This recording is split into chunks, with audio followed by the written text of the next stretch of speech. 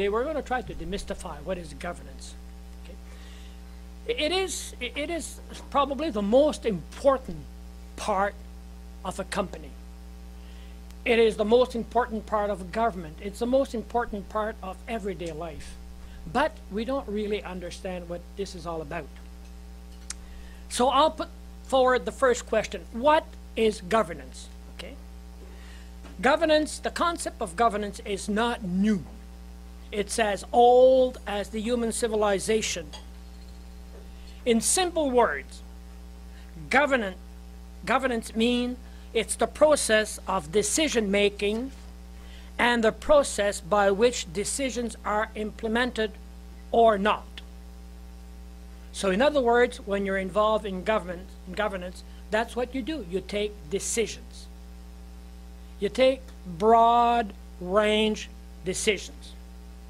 Now, one must not confuse between governance and operating a company. It's two different things, completely separated. We, the elected members of the boards, we are in charge of governance. And then we hire one man or one woman, one person, the CEO. He is or she is our only employee. And he takes care of the rest. Whenever we set out the decisions, the orientations, he needs to put them into application. Now, if you listen to the news, you've all heard about, for example, Nortel would be an example, where that company that was doing very well all of a sudden went bankrupt, and thousands of employees lost all their lives' savings in that company. People who had shares also were deprived of the benefits of those shares. You see? And the people that were working for the company were receiving millions and millions of dollars. And they got these millions of dollars and the company went bankrupt because nobody was really in charge of governance. Governance was probably sleeping. It's like the captain of a ship. They were sleeping at the wheel. And like the big ship in Italy, not too long ago, they struck a rock and they collided. There are different types of governance. Governance is not one model fits all. Okay? There are all kinds of models. The one that is probably the best known in the civilized world is what we call the Carver model. It's a model of governance that was developed in the late 80s, early 90s. Okay? There are strong advantages to the Carver model, because in that model of governance, one of the first things that the board has to do, it has to set down a set of rules, very exhaustive rules, where they will decide what is going to be their board process. How are they going to function as a board? Okay? What are the end policies for the company? What is this company striving to achieve? So you got to set these end policies in paper. Not 1,000 of them, but probably 6, 7, 8, 9, or 10 policies. This is what we are, and this is what we want to do. And the most probably important part, you start to draft a series of executive limitations. Like I said, the board, you have one employee. He's on the job every day of the week, and you fellows meet every second month. So he needs to know exactly what is his role and responsibility. So you got to draft these executive limitation policies. Okay? You got to make sure that you have a good set of bylaws that tells you exactly the framework in which this company must operate. So the Carver model is a good model. There's always flaws. There's no perfect model. One of the flaws we have in the Carver model is it kind of limits the creativity of the board. Because when you sit around the board table, you got your big, thick governance manual. You got to follow your process. You got to follow your ends policies. You got to follow your executive limitation. And this model, especially the Carver model, does not provide for the board to create committees. Everything should be dealt with at the board table. Okay. We at Co-op Atlantic have adopted the Carver model in 1995, and we've been using this model ever since. But over the time, what we've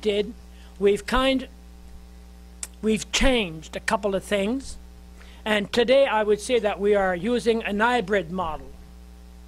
It's basically Carver, but we have board committees, for example, at Co-op Atlantic. We have a finance committee, we have an audit committee, we have a diversity committee, and we have a youth committee. So these committees are usually focusing on specific things. Instead of having all the board involved in those issues, there's a selected group of directors. Okay? But this Carver model, for example, works extremely well when you have government agencies, government departments, for example, a school board. In New Brunswick, for example, the health authorities and the school boards have very, very limited authority because they are under a very specific law. They can do a certain amount of things, but some things are completely out of reach. So therefore, the Carver model is very good because you just put the law in your governance manual and you just follow what the law allows you to do. And what the law does not allow you to do, you cannot do it. But at Co-op Atlantic, where this is a co-op, we have a law. We have the Provincial Cooperatives Act and we have the Canadian Cooperatives Act. These are the main frameworks. But I mean, they're very wide. They do not limit. They do not limit your authority. So in one word, I think we can safely say that a board, the governing body of an organization, it has all the powers that they are aware of. Because it's like human rights. If you don't know you have right B, then you don't have it. If you're not aware that you have this right, then you don't have it. It's as simple as that. So it's the same thing for a body like Co-op Atlantic's board. We have all the rights, but if you're not aware, for example, if you don't know that it is part of your mandate, part of your job, for example, should you need to fire the CEO? Well, you think it's not our job. Then you don't have it. You don't have it. You just carry on, and you think, well, one day he'll die or he'll retire, and that's it, you know. But if you are aware that this is your responsibility, it's in your mandate, then should you need to assume this mandate, you will. It's as simple as that. Now, cooperatives are very different than other companies. Because everybody knows, I don't have to tell you, convert people, that a cooperative is an association of people, basically. But it is also a company. And since the Antigonish movement of the 30s, things are shifting a little bit, okay? I remember, because Romeo revealed one of my little secrets there. I've been around for many, many years. And I remember when I first started in the movement, they would always tell us, don't forget, we are people-oriented. A cooperative is an association of people. Take care of that, and the rest will follow. But we came to realize that a cooperative is also a business. And if you don't have a bottom line, there will be no association of people because your co-op will fail, you will have to close, and then end of the journey. Okay? And I remember, and it's very funny because Monsieur Martin Léger, which is now 95 years old now, when we celebrated the 65th anniversary of la Fédération des Caisses, and he was the kind of man that would always say, don't forget, we are an association of people.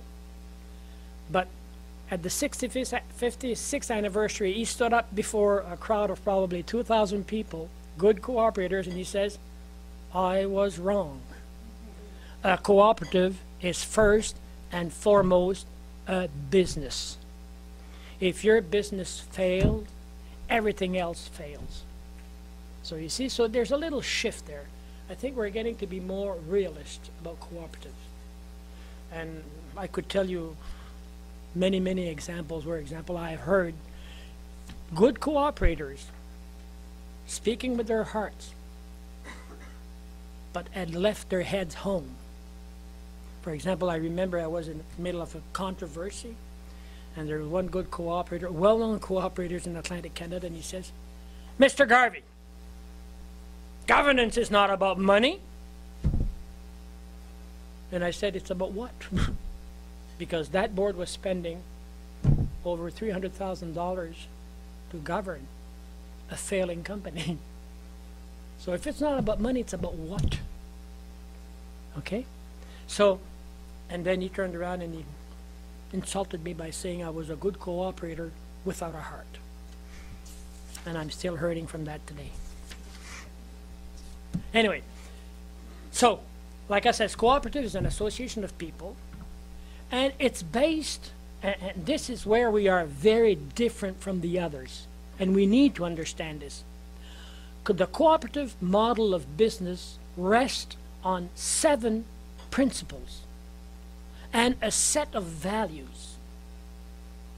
Irving's probably have a mission statement or a vision statement, but they don't really have principle. The only principle, we need to make profit at the end of the year. If the bottom line is big and thick, you're going to get rewarded.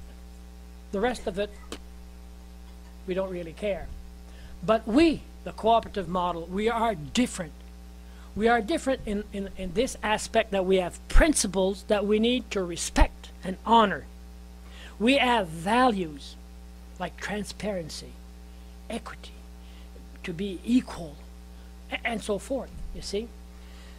So we need to understand this. Like I told you, we don't work in a vacuum. We work within a framework. And I would put first and foremost our principles, our values. Then we've got the Canadian Cooperatives Act. We got the regulation that comes with this act. And we've got our own set of bylaws. So the board is not free to do whatever it wants. It needs to work and operate within this framework. But it still gives the director pretty wide range of things to do. One of the things that we must also acknowledge when we are a co-op, this is not an assigned board. You see? And I'll just make a little comment again, referring to the health authorities in New Brunswick. The people on the health boards are assigned by the government. So when the government is blue, you get blue directors around the table. When the government is red, you get red directors around the... And who do you think is the master? If you're appointed, now you need to be respectful of the person that appointed you. In the co-op world, it is fully democratic. Okay? We are chosen by the member owners to sit at the table. So we are not representing a political party or a wing of the movement. We are representing our members' owner. They are the boss. They will tell us what to do. We will have to decide how we're going to do it. Okay? Now, as you all know, democracy is a beautiful thing. We fought wars. We fought revolutions.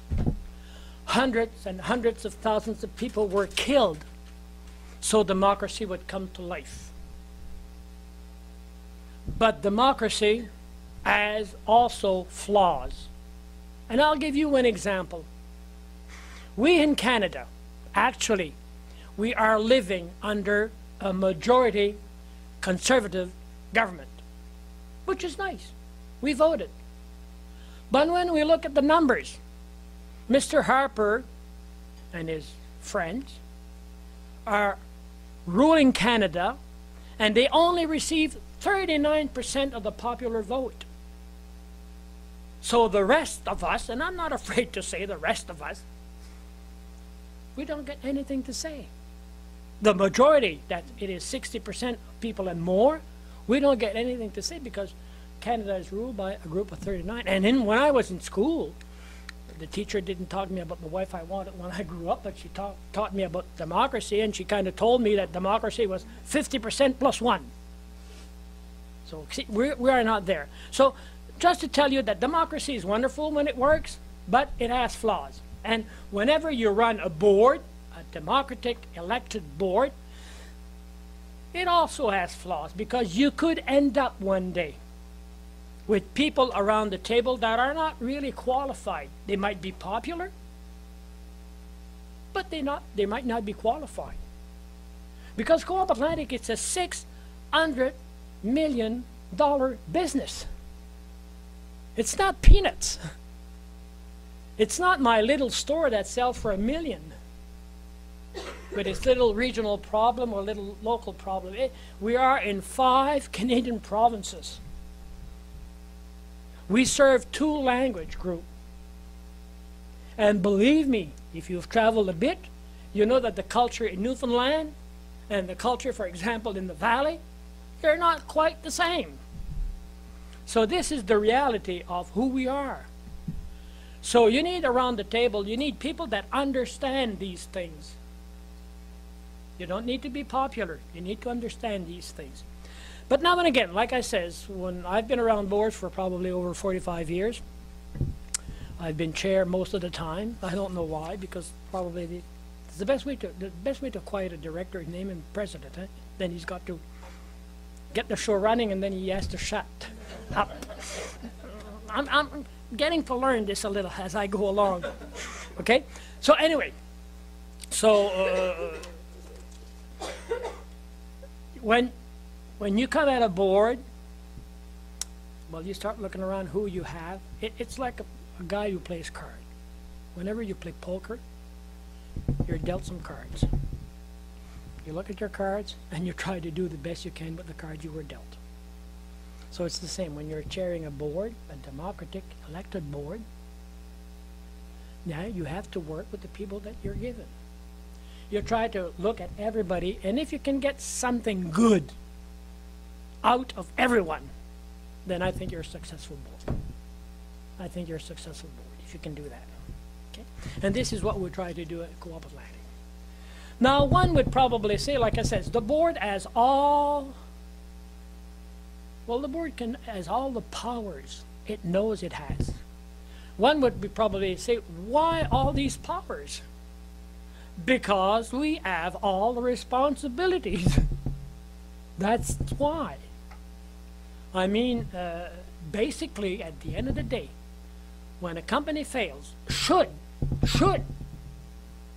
my cooperative, or this cooperative, because Co-op Atlantic is a second-tier cooperative, should it fail, probably the first thing I would have to do, I would have to go to the CEO and say, bye-bye, you go home. That's what we would do. If we need to go to court, we'll call you later, okay? But today you go home. Give me your keys and you go home. And then you would sit in front of the medias. You would sit in front of the judge trying to explain what did you fellows didn't do. So many employees were let go. So many pension plans, for example, were destroyed. It would be the board's responsibility to explain this to the rest of the world.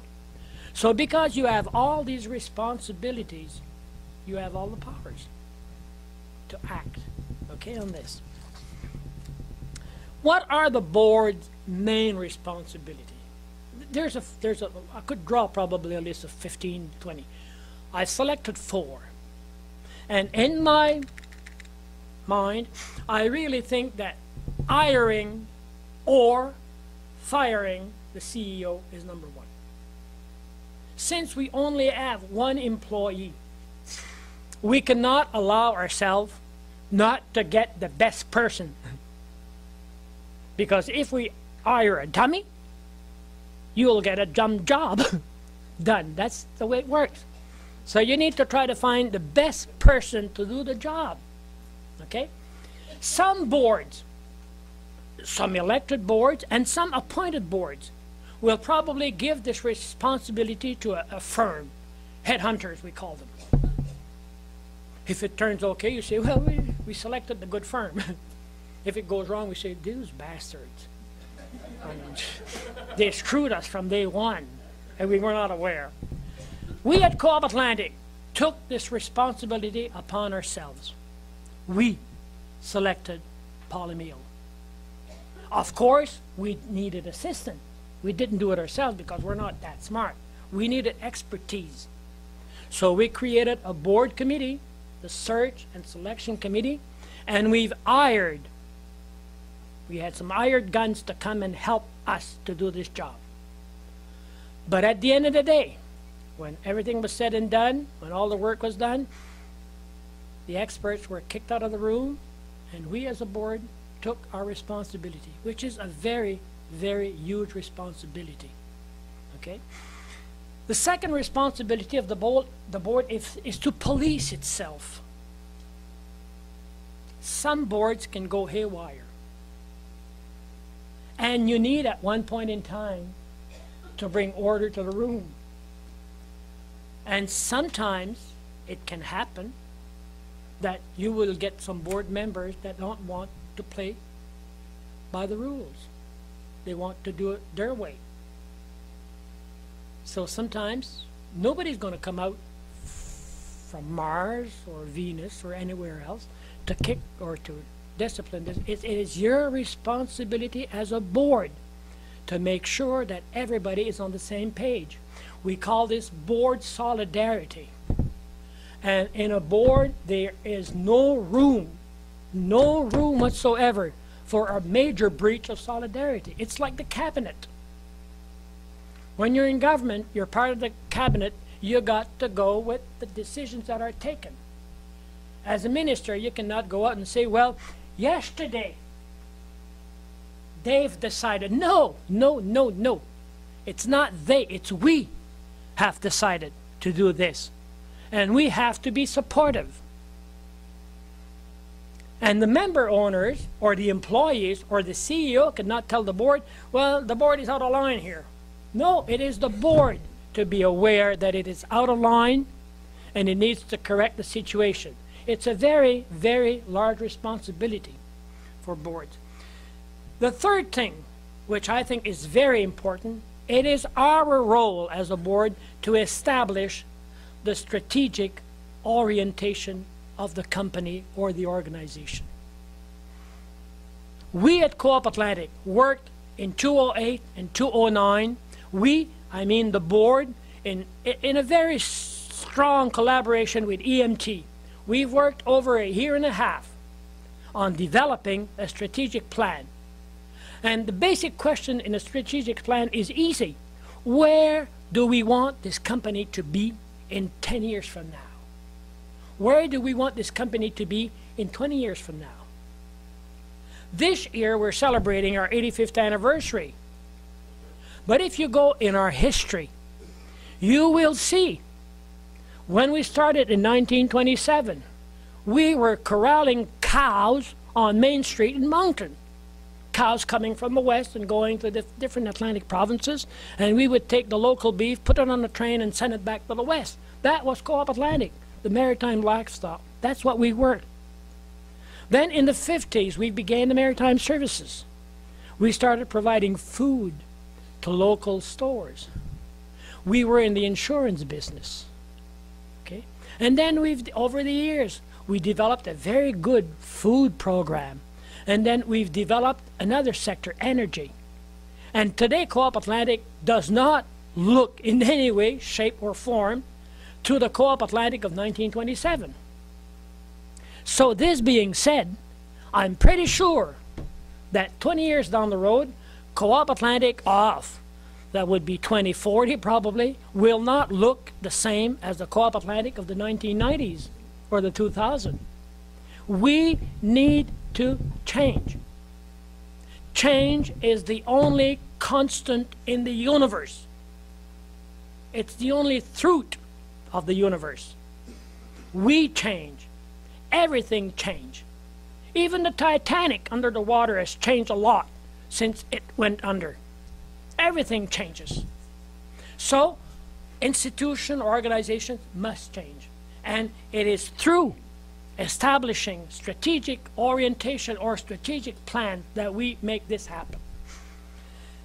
The plan that we've adopted at the zone conferences in 2009 and at the annual general meeting in 2010 was very ambitious.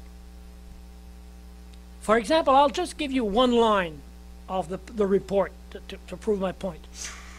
Over the last 20-25 years, Co-op Atlantic has had a bottom line of roughly 0.20% of sales. It's not big. Our strategic plan is calling for a bottom line of 1%. So 1% of $6 million, of $600 million is $6 million. And 10 years on the road, we would like to go to 2%. Is 2% large? No, it's not large if you compare it to the industry. For example, Sobeys and Loblaws last year declared net profits of 2.8% and 3.2%. We're aiming at 2. Some people might say, well, why didn't you go to 3?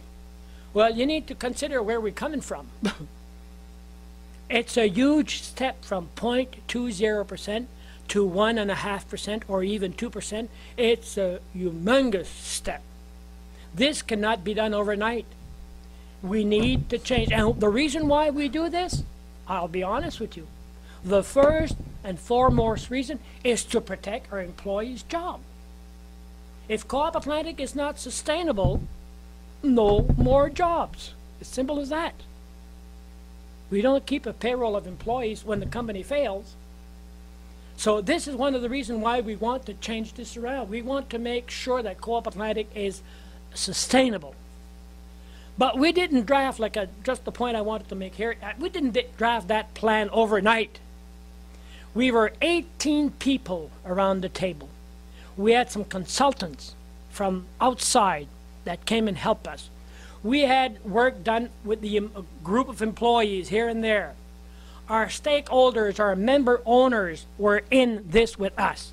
And this is what they want. So this is what we had to deliver. Okay?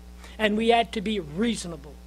The objectives, you can set whatever objective. If you would ask me, for example, to jump 5 feet, phew, tough luck.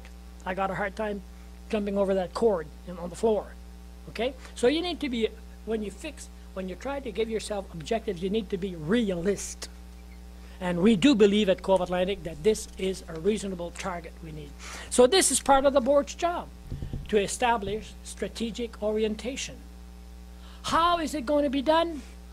This is not our job. This is where governance and operation separate. It is Paul Emil's job. He knows what he's got to do. He's got the booklet, the strategic plan. Now he's got to he's got to define programs. He's got to define ways where these objectives are going to be attained. And for example, I don't know, suppose we would go from 0.2% to 0.1%.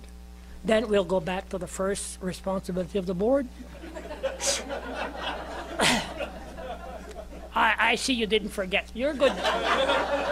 You're a good class. You're a good class, let me tell you that. Okay? Now, like I kind of brought into my perspective here, member owners. Okay? Like I said, now where do we get the authority? We as a board. Okay? We get it from our member owners. Now, of course, we cannot go around 5 provinces and ask everybody, what would you like to see happen? No. We've got mechanism, we've got forums. And at Co-op Atlantic, forever and ever, we are divided, we are in 5, well, it's 5 and 6 provinces because we got a wheat bureau in Winnipeg, so we are also operating from Manitoba. But basically, we are involved in the 5 Canadian provinces, including the Îles-Madeleine, Quebec.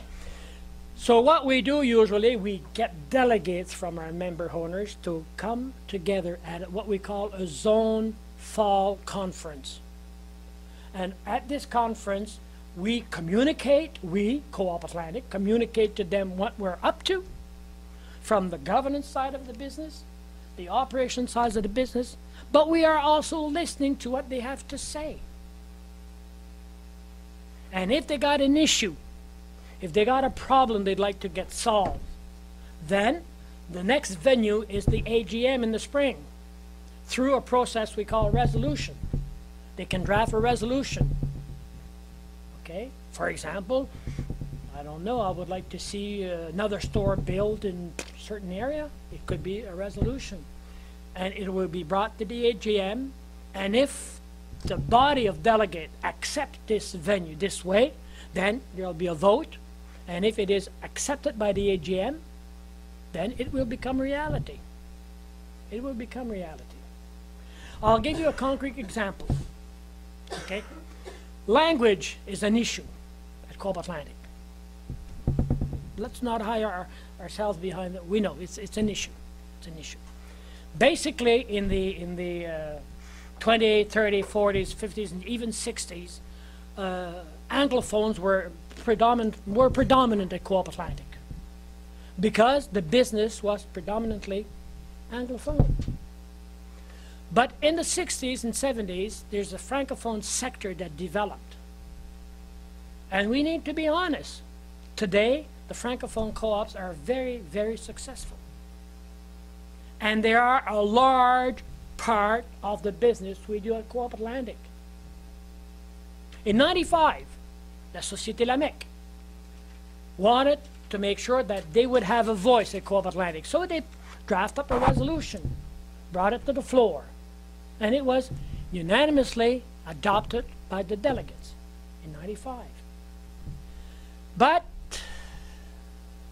we didn't exactly know what to do with it.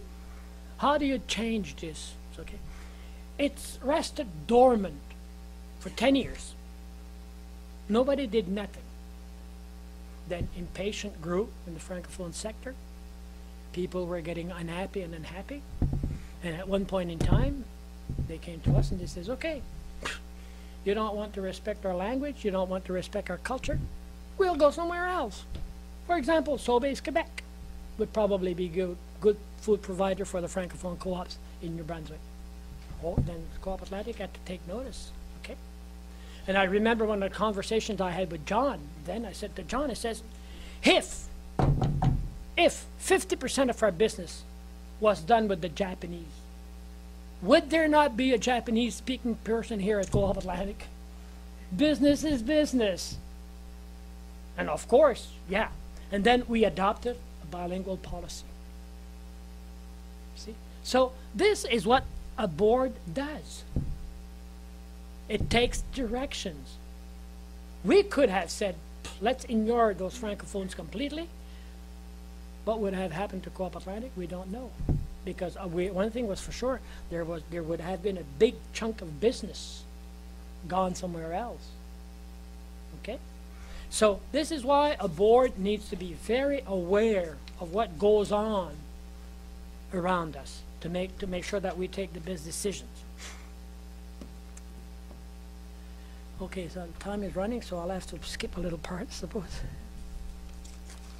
Okay, what I'll do, I'll say, okay, as an elected board, and I must remind you that we're basically volunteers.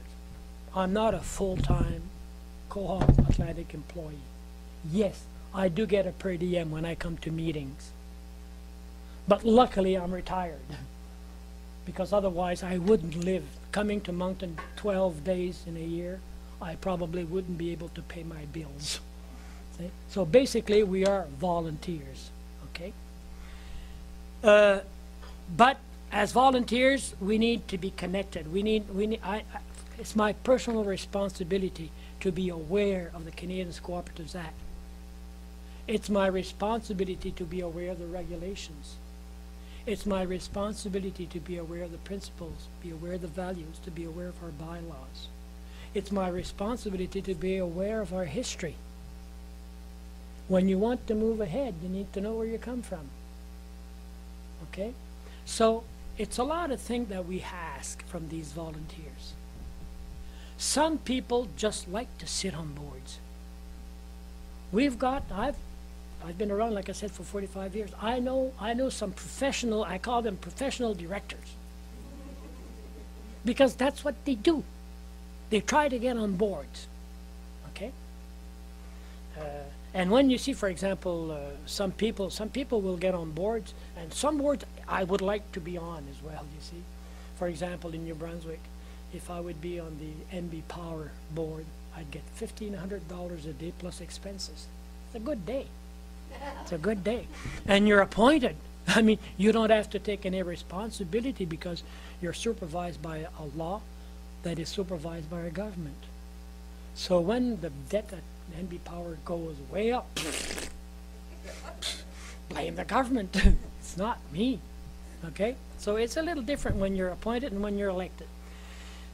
Being democratic in nature, communication becomes essential. We need to communicate. And when things go wrong with a co-op, whenever you see a co-op fail, there's 99% of chances that communication was failing all the way around. The board did not communicate to the member what was the real situation. And I have a very clear example in mind where the board was aware that things were going really, really wrong. Everything was sour. They never told their membership. The first time they told their membership that everything was wrong, they had a membership meeting to close the co-op. And we're expecting a miracle. They were expecting that the membership would jump up and rally and say, we're going to save this co-op. No, it's too late.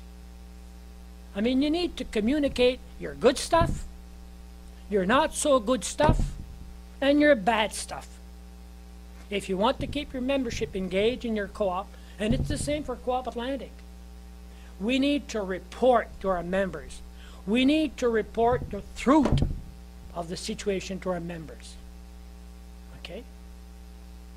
For example, in Paul Emil's presentation, okay, in Paul Emil's presentation or in my presentation at the next AGM, we will tell the membership what are the issues at Co-op Atlantic, and one of the issues we have is the pension plan. If you listen to the news every day, we are all in the same boat. Pension plans are in trouble in Canada. Pension plans are in trouble in New Brunswick. We could hide under the desk and say there's no problem there. No. We need to communicate to the members and let them know, and to let them know what we are doing. Because we at Co-op Atlantic are very proactive. We are very proactive. We are introducing changes to make sure that you people who are entitled to a pension will effectively get a pension when you get there. That is one responsibility of the board. How we're going to do it? Paul Emil. You see, we can be good. We can be generous. And that gets somebody else to do this. So, anyway. And in conclusion, because I'm nearing my time, I had other things to say, but I forgot I was supposed to start with another little comment, and I completely forgot. You see, today we don't have this fancy PowerPoint presentation, and this video, and this and that. So you might think that I'm out of sync with technology, but I'll show you. I have my iPad. And my iPad 3 is on the way. It should be home next week. So no, I'm okay with technology. But as a teacher, I would always remind my audience that people that have something to say will give a lecture. The others will run a PowerPoint or a video.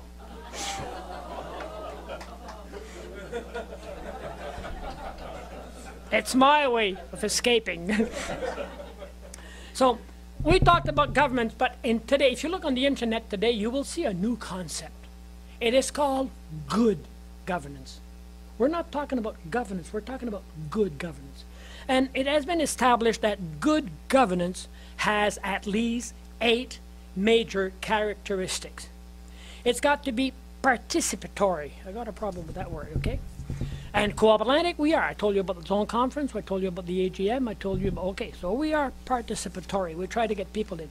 It needs to be consensus-oriented, okay? In a boardroom, you're allowed to voice your opinion, even if you're completely at A and the other guys are at Z. You're allowed to voice different opinions. You can even shout. You can even scream your opinion.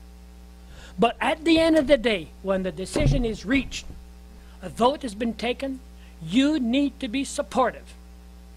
So you debate in multiple voices and you report in one voice. If you're not happy with that, you just resign, you go home, and you start a garden. Okay? We need to be accountable. We need to be transparent. And here I'd like to say a little word about our good friend John Harvey. I remember when I came here, reporting is always difficult. Are we going to tell the members this? Is there a value to this? And I remember John telling me many, many times, Marcel, transparency, even if it hurts. And believe me, this was a very brand new concept at Co-Atlantic. We're not going to hide anything under the rug. We're going to tell the truth, even if it hurts us. For example, and I'll give you an example.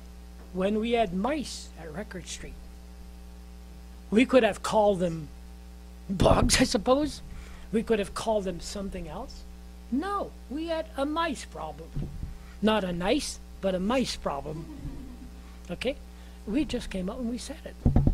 When you start hiding things under the rug, the media will try to uncover whatever you're trying to hide, and then you're in a mess.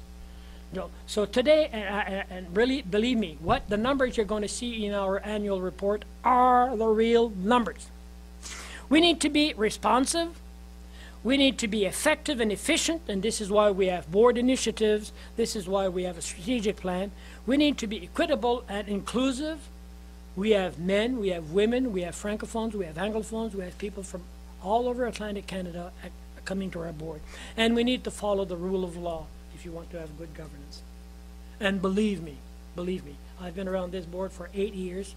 We've worked hard at it, and I think we've succeeded. And I would not hesitate to say that we have a good board at Co-op Atlantic. It's an hybrid model. It's not the perfect Carver model. And I'm saying this, and I'll base my judgment on two things. Last year, well, in 2010, we, Co-op Atlantic Board, was awarded a national governance prize by the CCA, our National APEC organization, and the Brown Governance Institute of Ontario. So we were given the first prize. And last year, well, 2011, yeah, we were recognized by the Progress magazine.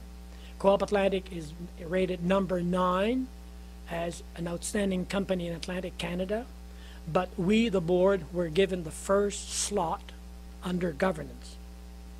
So it is not us, it is Price Waterhouse that make this call. So when you get these recognition, well, you tend to say, well, I don't want to brag, but we are very proud of this. Thank you very much. You're definitely a good class.